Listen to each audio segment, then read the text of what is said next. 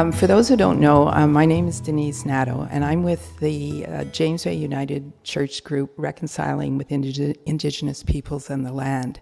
And this particular group has expanded to members from other faith groups and members of the community. And last winter, we had a course on the book To Share, Not Surrender, where we had speakers and some of the authors speak to the whole issue of the Douglas Treaties, also known as the Vancouver Island Treaties, of which we're part of. And to segue quickly to our speakers, Joy Illington, who's a friend of James Bay United Church and had been part of the course in some of our activities, met Carl Olsen, ZhenWIZUT, Carl Olsen, who's from Sartlip and a member of the WSÁNEĆ Nation. And she actually met him at the House of Healing, but then went to Goldstream Park, where he has this fabulous sign about the salmon are protected by the Douglas Treaty. And so we have so much more to learn about how we can uphold our obligations as people who live in this territory. And so we're first going to hear from Joni Olsen, who is Carl's daughter, and then we're going to hear from Carl, who's going to answer the questions. And Joni he did tell me, ZhenWIZUT, who's got her dad's name as well. So without further ado, Joni will say more. Thank you.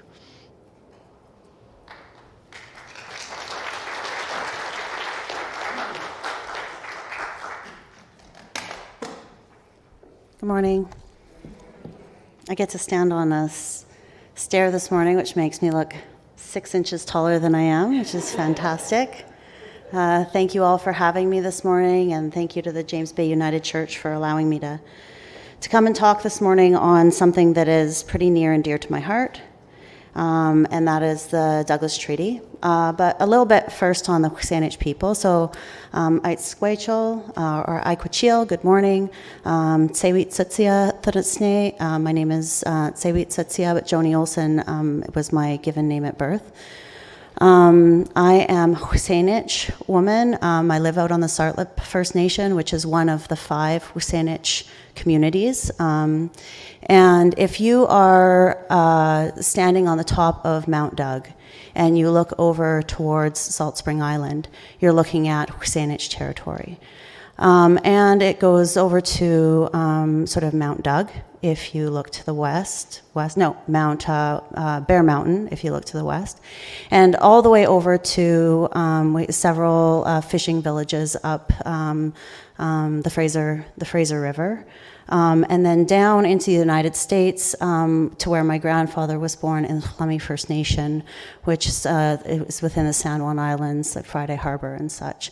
So the ZhenWIZUT people were greatly the saltwater people. You might have heard the reference before. Spent a whole lot of time out on the water, had one of the only first peoples in the area that did a reef net fishery. So Goldstream was our only large salmon-bearing river. Did most of our fisheries out on with large travel canoes and reef nets out in the ocean.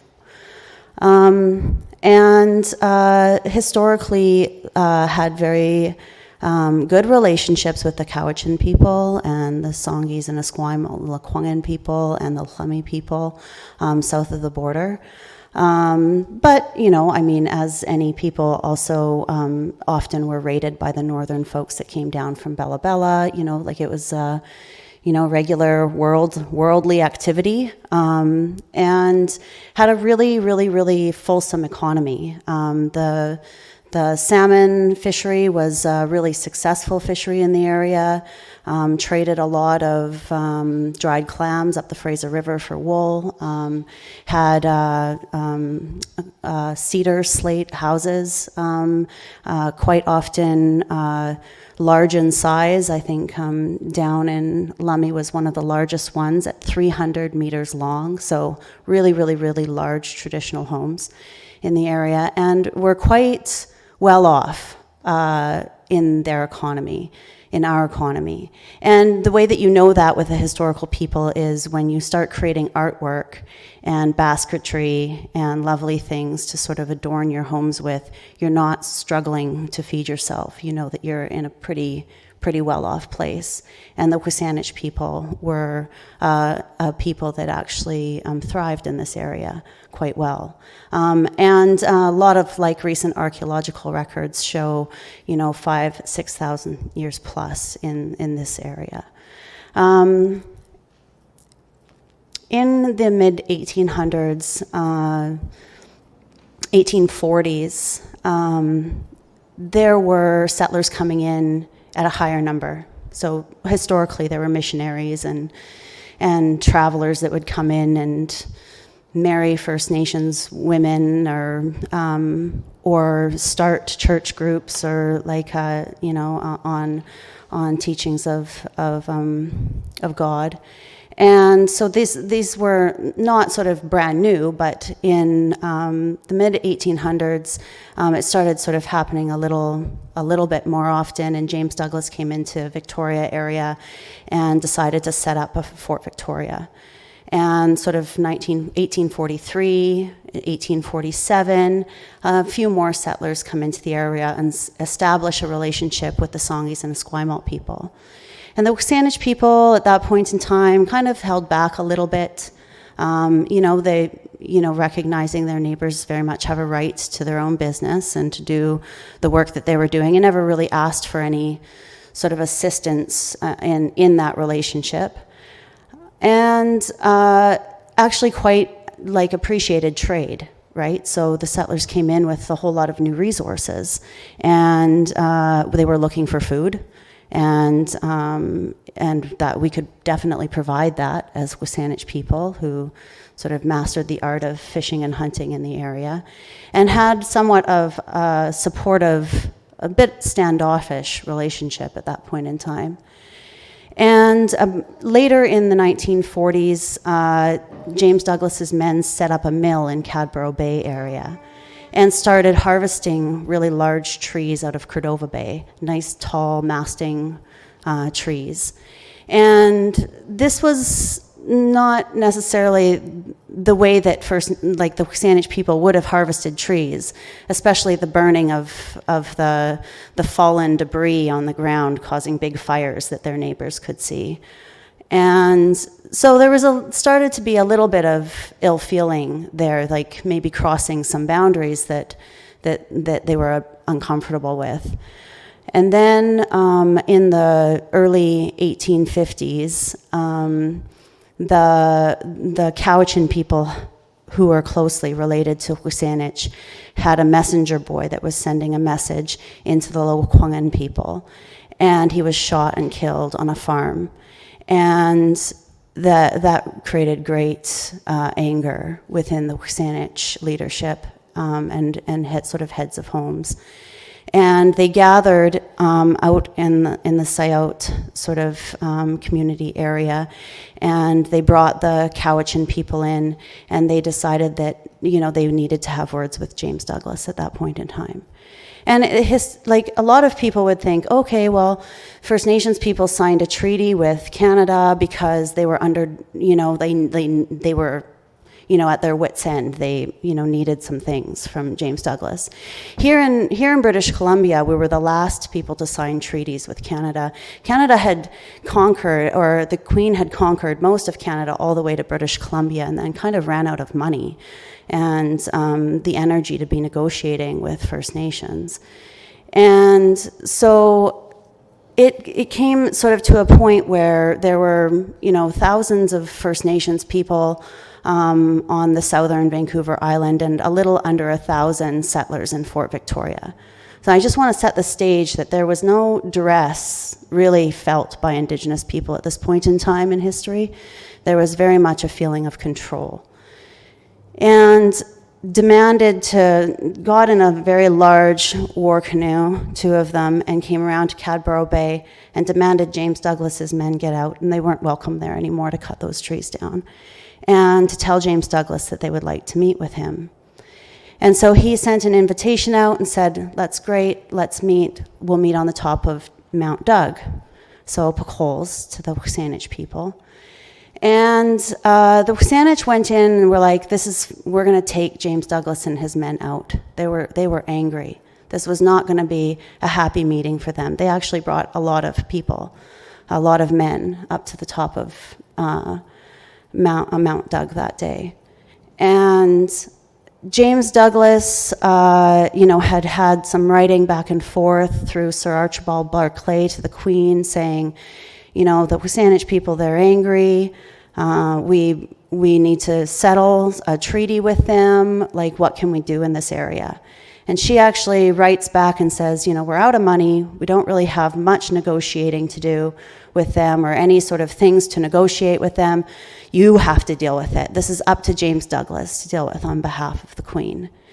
And so James Douglas had done a few treaties historically and said, okay, well, I'll sort of do my best, and really had like a argument back and forth with some of the upper sort of government men at the time, saying, we could go to war. That's another option. And down in the United States at that point in time, there was the Cayuse Wars that were costing a lot of money, which they had just been told they didn't have a lot of money. And there was a lot of death and in that war. And James Douglas, just with his history, and you can familiarize yourselves with his history through, and like there's lots of writings on James Douglas, was not really, like he fancied Indigenous people and didn't really like the option of war, considering the other things that were happening too, and decided to meet with the WSÁNEĆ people to try and talk it through. And went up to the top of Mount Doug that day, I'm sure with a treaty in mind. And the WSÁNEĆ people went up to the top of Mount Doug that day, not with a treaty in mind. They were there because they felt violated and they were looking for resolution. So the meeting happened on the top of Mount Doug that day, and the leaders come together, and they are talking, and things are getting a little rough, and a minister steps in. And this is a position and community that First Nations people are very well aware of, because they've been around for a while in Indigenous communities on the West Coast, and said, hey, like we are all God-loving people. We all want the same thing together. Let's not go to war over this. Let's talk it through. And, where's the sign of the cross? And Indigenous people are very spiritual people, and could relate to that relationship with the Creator quite well, and sort of said, okay, let's talk. And in the oral version of the Douglas Treaty, it said that James Douglas looks over the Saanich Peninsula and says, you live here. You live on your land. We want Fort Victoria and we want peace. We don't want you to war with us in Fort Victoria. We're really here. We need to be established in Fort Victoria, and we don't want to be threatened. And the Saanich leader, and he's got blankets and very, very, very little money, a little bit of money, and a piece of paper, a piece of parchment, where the attendance was being taken that day of the Indigenous heads of house that had shown up. And so a list of names was being created. And the WSÁNEĆ people turn and say, this seems reasonable. We get to live on our land and do the things that we want to do on our land, and actually made an agreement of the mill that was in Cadborough Bay, which was part of the problem. And they were gifted some blankets. And if you are familiar with First Nations culture, the gift of blankets is not necessarily a purchase of land. It's very much like we have blankets pretty much in any ceremony we have. And it's a recognition that you came today, that you witnessed the things that were going on in the room today, and then you have actually, because I've gifted you something, a responsibility to remember. That's how the oral tradition actually survived thousands of years, is you give a person a responsibility to transfer the story of the event that day, and you gift them with something for being there to witness it.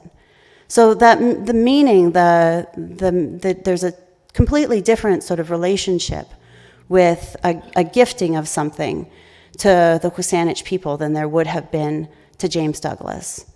And so the names were taken and questionably signed with a cross next to them, if you look at the written version of the North and South Saanich Douglas treaties. And they've been well analyzed over the years, maybe by the same. But, I mean, the cross was also a sign of trust. It was a sign of that sort of higher relationship with God. So, I mean, quite possibly could have been still up for debate or negotiation. And then everybody goes home that day. And James Douglas writes to the Queen and says, we've created peace. Can you please send me, we've created the wording of the Treaty of Waitangi, and days later attached the list of names that were on top of Mount Doug that day to the treaty, pretty much the same treaty that they signed in New Zealand, the Treaty of Waitangi. It's almost exactly the same. And the written treaty actually states that the Saanich people can live as they hunt and fish as they formerly did, and that the white man was going to benefit from their land for now and forever. And then that was the treaty.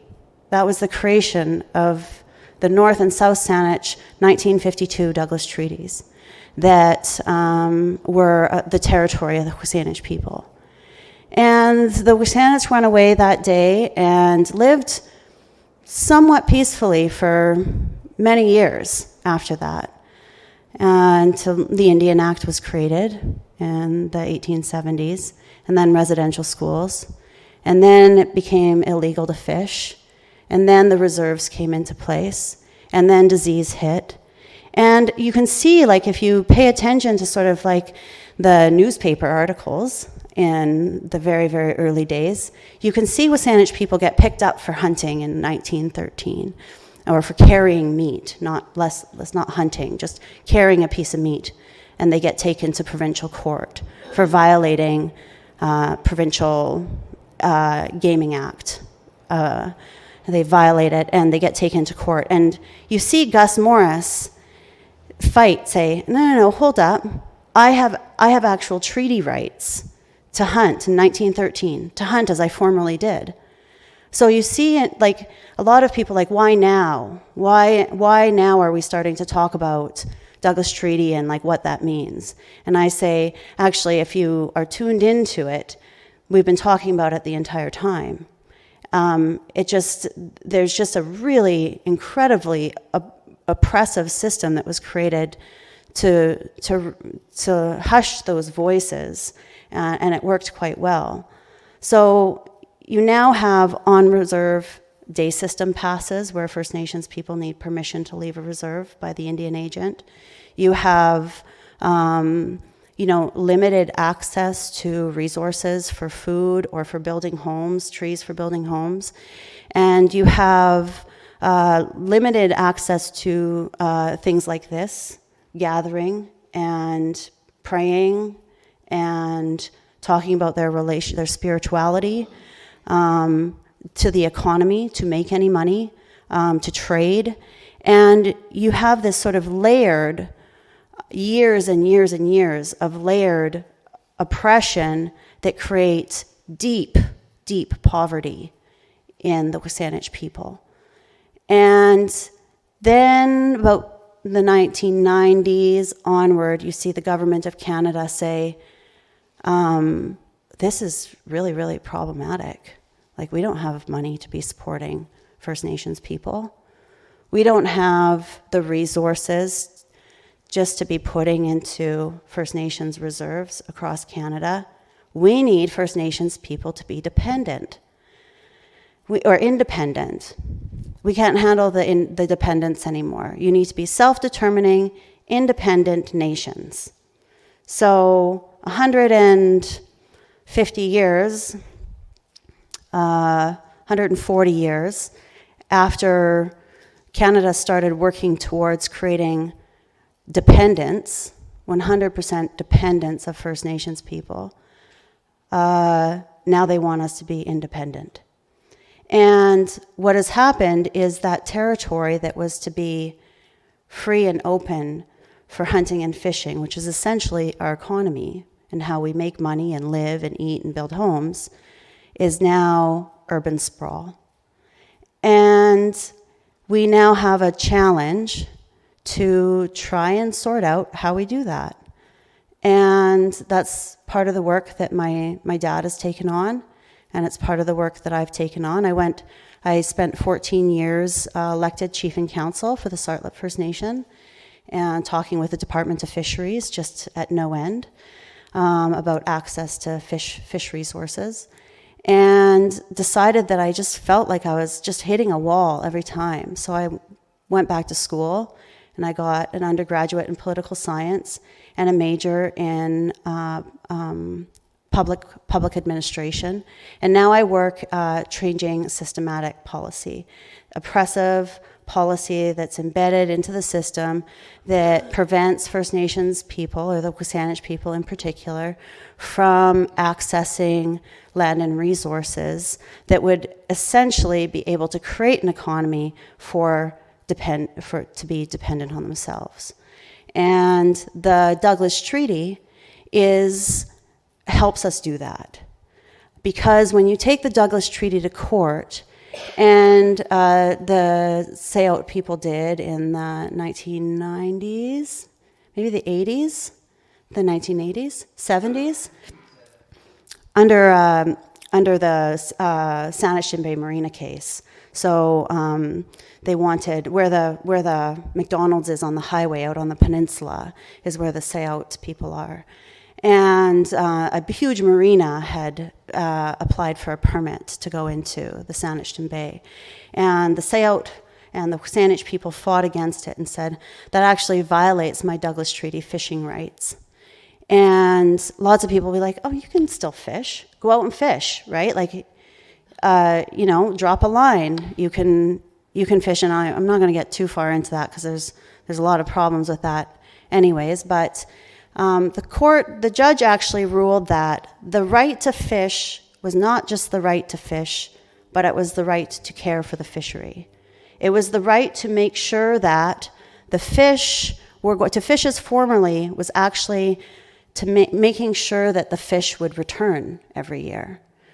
And WSÁNEĆ law, and I know that we talk about treaty and other things, but WSÁNEĆ law actually is less about the rights of the people and more about the rights of the environment and the animals and the responsibilities of the WSÁNEĆ people to take care of those so that they continue to come back from generation to generation. So a lot of the work that I do now has to do with like environmental care and restoration, access to the environment, access to local resources to create sustainable sort of environments. And that does take land and it does take money, which kind of scares people. That's a very, very quick version of the oral version of the Douglas Treaty as opposed to the sort of written text. And where the WSÁNEĆ people are sort of at today in history and the goals of the future and sort of like what it's actually going to sort of take to get us there. It has a lot to do with sort of no government runs without access to an economy.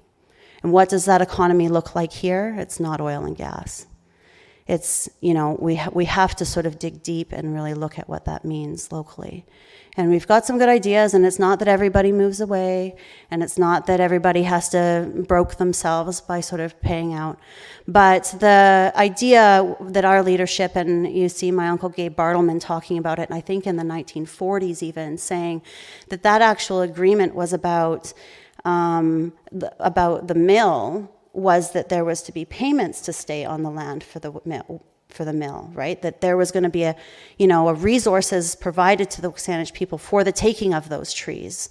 And that was sort of another sort of side of it. And those things never sort of happened. So what my boss, I work for the WSÁNEĆ Leadership Council, my boss and also my cousin Gord Elliott says is it's taking part in the macro economy. So it's what is happening in our territory and how do we take part in that? How do we contribute to it? How do we benefit from it? How do we change it to be benefiting the environment so that there's longevity of it?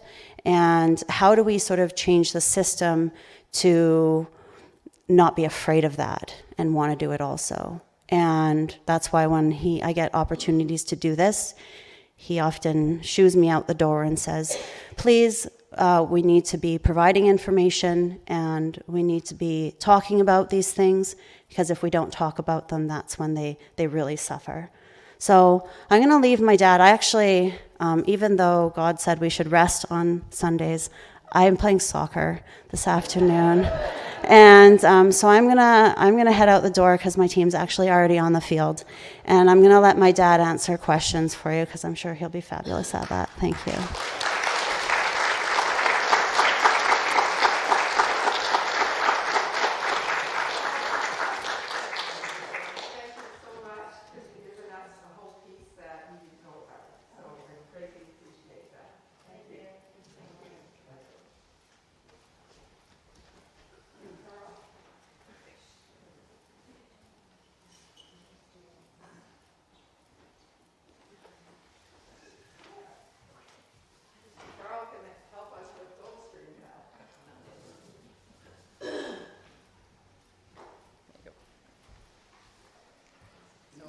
Do you have a few words first, or? Sure, I can. Okay, yeah. and then when we have questions, I'll repeat the question that you're offering so that we can all hear and it'll be on the mic. Thank you. Yes. Zhmen, it's a good day today in our language. Heitske Gels is the creator who gives us all things. My English name is Carl Olsen. My given name from my grandfather is ZhenWIZUT. And Joni, my daughter, I named after, I give her the female version of my name, and it's ZhenWIZUT. And so, I'm Carl Olsen. I'm from the WSÁNEĆ. SELE is my home community. Proud of my kids. Joni works endlessly, and I have a son that works in the building just across the road here, Adam Olsen.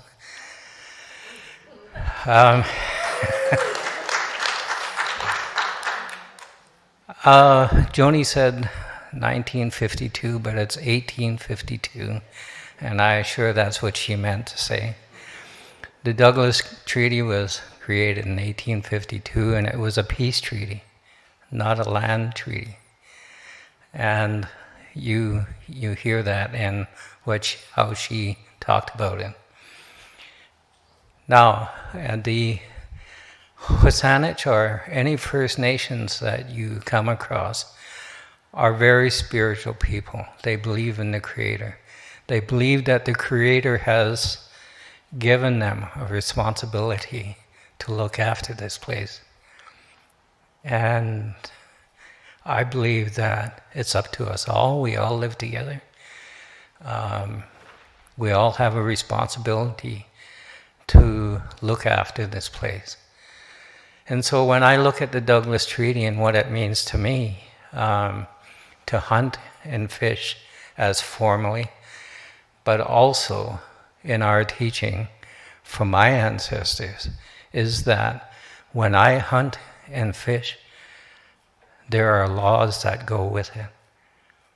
I only take what I need, and I always make sure that there's something for somebody that's traveling behind me. And so that's our teaching. But when we take an animal, we have to process it in a certain way. We give thanks to the Creator because we had taken that life. And we give thanks to the animal because he feeds us. That's our connection. And so when I look at what I'm doing in Goldstream, I protest there every Tuesday. I'm not sure if you're aware of what they're proposing to do through Goldstream, is that they want to widen the road through Goldstream by 1 lane, but it's not a drivable lane. It's a lane to put a divider in. And so in a 1.7 kilometer distance, they want to take out 700 to 800 trees along the stream. They want to put a supporting wall right in the middle of the stream where I believe that is not right, because in the area that they're proposing to do this is where the coho salmon spawn. And before I go any further, like every year we have community members there counting the fish that go into the stream. We do not go in and harvest fish until there's about 8,000 to 9,000 fish already up there spawned. Just so that we know that the stream is going to be able to harvest, or to the fry will be able to survive and go out to sea. Now, talking about that, that's a wonder that we all wonder about. The Creator has done things in a certain way that maybe we don't understand. How do the fish know where to come back every year? I work at the hatchery, and the teaching up there is that the fish coming back to the stream know what stream to go to when they're still 100 kilometers away from that stream. So the Creator has given us something. It's a wonder. You know, you heard Joni talk about the reef net. The reef net was built in a way that who would put an escapement hole in it? We built an escapement hole for fish to get through, and we only took what was in the net so that the species was able to carry on, and that we would have fish for forever. We took care of that. And so when I look at Goldstream, I have a responsibility to look after the salmon. Because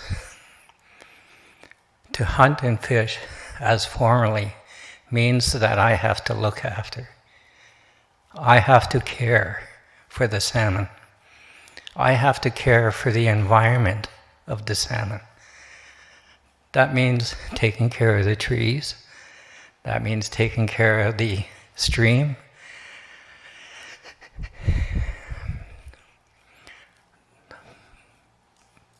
Provincial parks, fisheries, and the government all signed that agreement to put the highway through. If you remember, 2 years ago, the government announced $350 million for salmon enhancement. But what good would that be when they're going to destroy the place where the salmon spawn? So what do they not understand? How can you... It's like throwing money away, I guess you could say. So I want to say that, but I also want to be able to answer your questions. And so it gives you a lot of other things to think about. So thanks for listening to me. Yeah.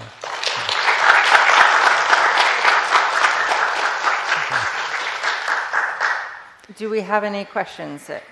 Yes. Thank you for doing this. I will repeat your question, so just so that...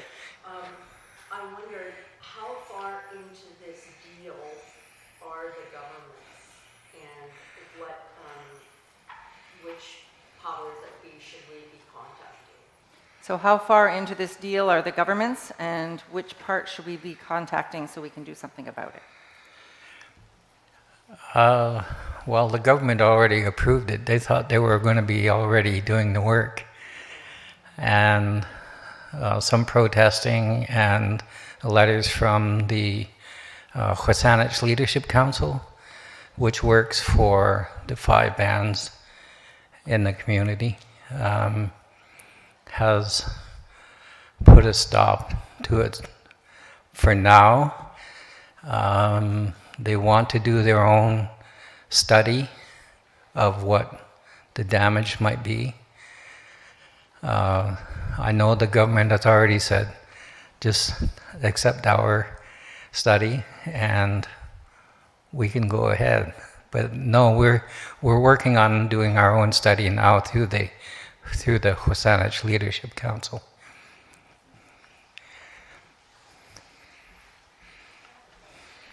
Yes, question there?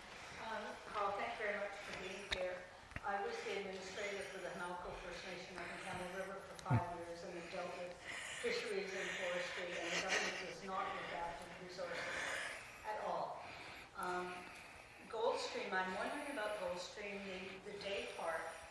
I used to go up there a lot and sit by the stream, and now there's no stream.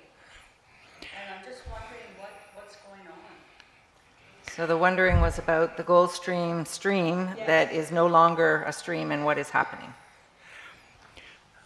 Well, the environment, the way the environment is changing is what's going on with the stream. And that's where our responsibility comes in, is how are we going to help things survive? The water is very low, and it's very low in a number of streams. And so low in some streams that they stopped farmers from watering their crops so that the salmon that are in the stream will survive. So that's a really good question. The water still runs there. We could get help from the Souk watershed. They do have a dam that they drop when needed. But hopefully we're still early in September here, middle of September, end of September, October, November, December is when the salmon really are starting to move through there. So hopefully we'll get rain pretty soon. The question is, why do they want to widen the road? Are there accidents? Are there crashes? What is the purpose of widening the road? Well, if you take a look at, for accidents, I guess, really is the main reason. But most of the accidents don't even happen in that area. They happen more up near the top of the Malahat. And I was watching about a month ago, just to pass on information to the Leadership Council and then to my son, Adam. Just one lane heading up Highland. In 2 hours, I counted 57 people that were actively active on their phones when going by me. So therein lies a problem, you know. And so we need to somehow have a better security in taking care of the road and the people that drive them, you know. I know in Esquimalt on the big corner, the police were hiding in the bush watching, hiding in the bush watching for people on their phones. And that's a main route. And, you know, there has to be another plan. It can't be just one. And apparently, all of you knew about this because they say that they had public meetings about this, and that in the public meetings that everyone knew that this was going to happen. And people coming down from up behind Goldstream said, "What's going on? We never had." And so when I talked to them, I said, "How can you have meetings with the public when there was a pandemic and there wasn't allowed to be any meetings anywhere?" And I don't know. I just keep going back to, like, through the treaty, we have to hunt and fish as formerly. That means through the Sanishton Bay court case, that means we can also look after and protect the area through the treaty, the area that the fish run and where the animals that we can harvest are. There's a question over here. Yes. Carl, what can we do to help you out? The question was, what can we do to help you out, Carl?